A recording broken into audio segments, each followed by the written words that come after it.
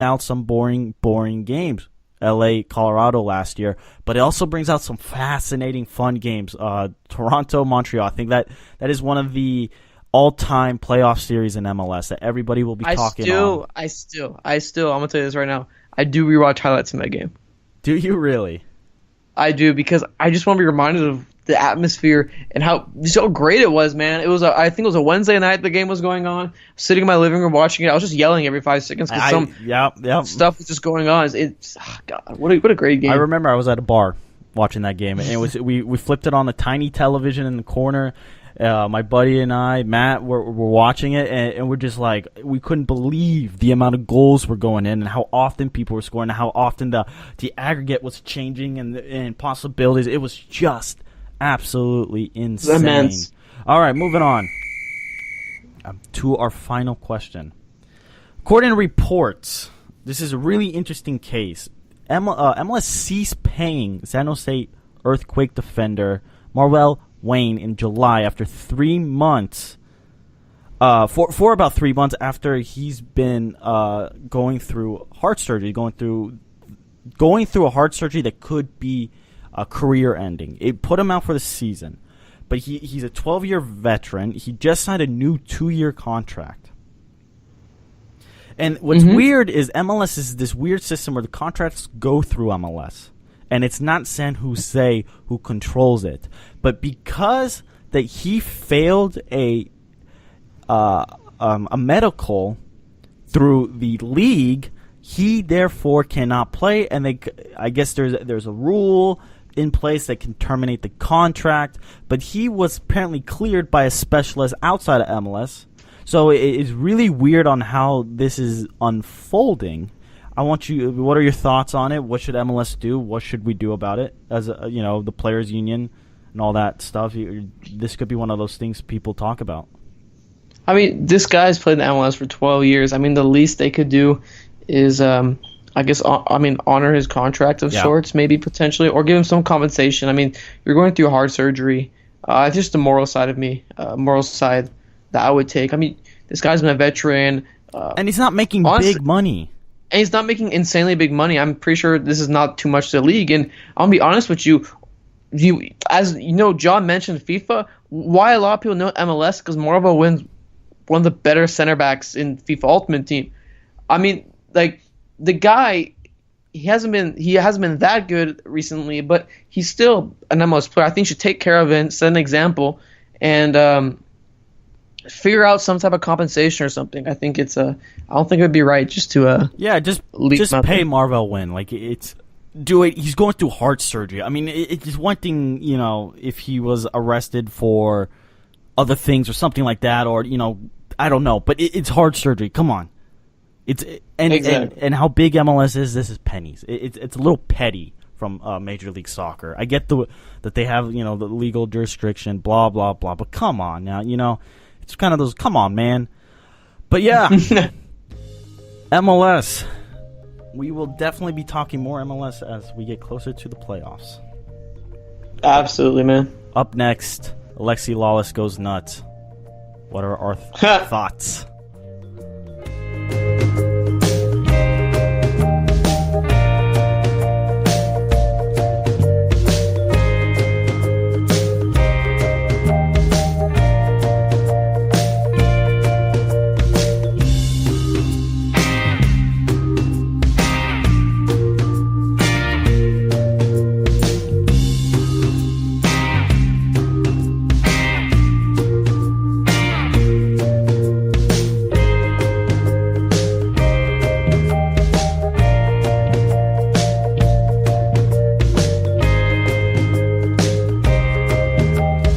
Alexi Lalas. As I said, he's one of my favorite soccer commentators there is in America, along with John Strong. I think he genuinely gets the game and genuinely has a passion that you get a feel. And he's an American original, so it's like he represents us at the Champions League and all these things. But Alexi Lalas caused a firestorm on Twitter, Facebook, and it was epic. He called out everybody. It was wow.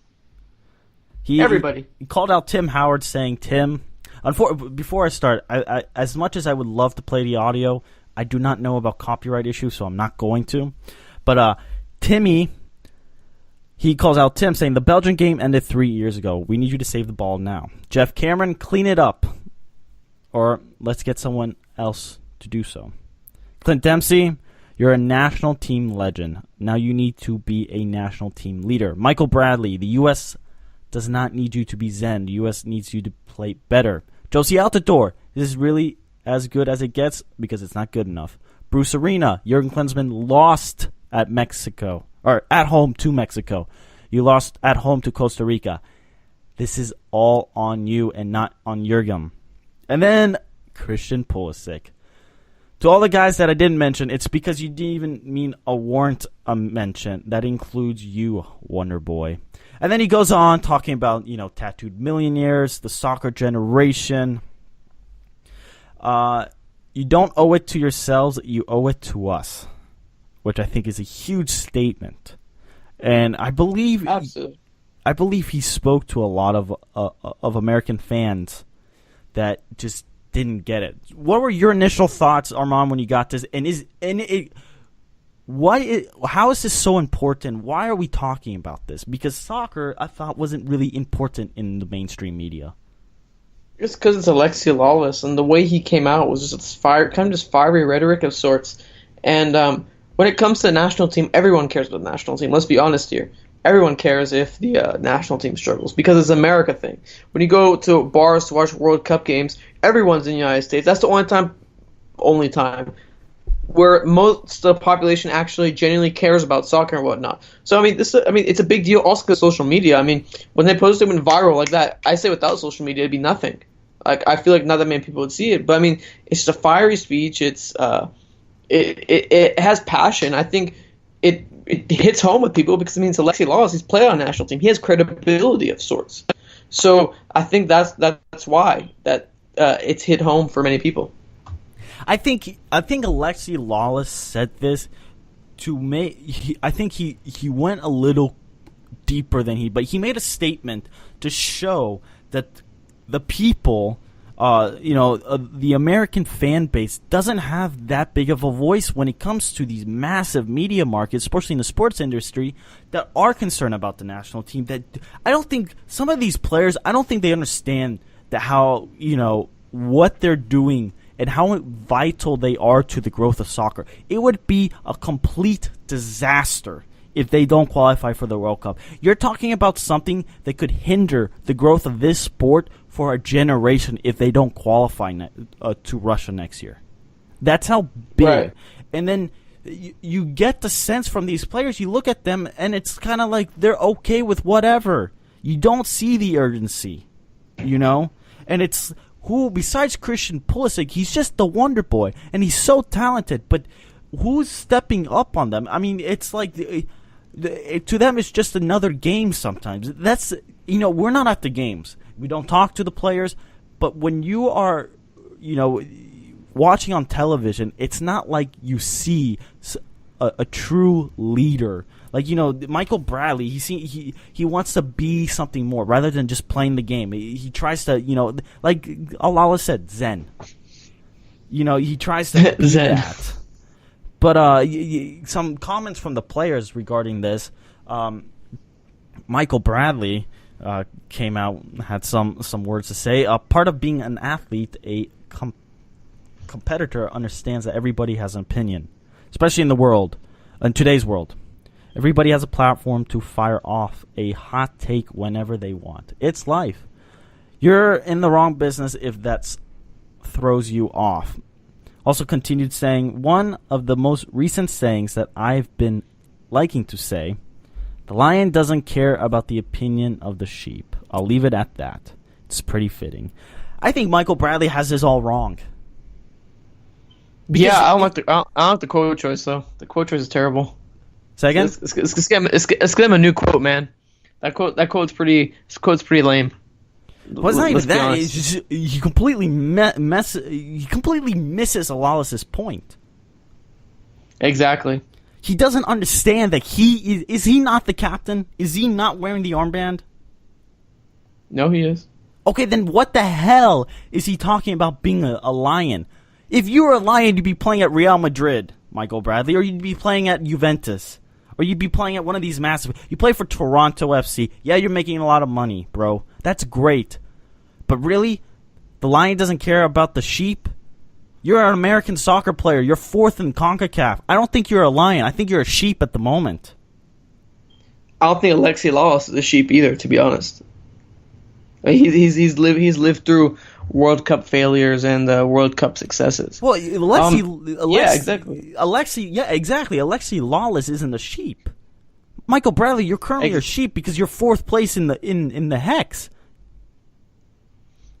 Absolutely. My thing is with Michael Bradley's quote. I mean, it's a good quote. It's a good, basically like it's a good way to address it, I think.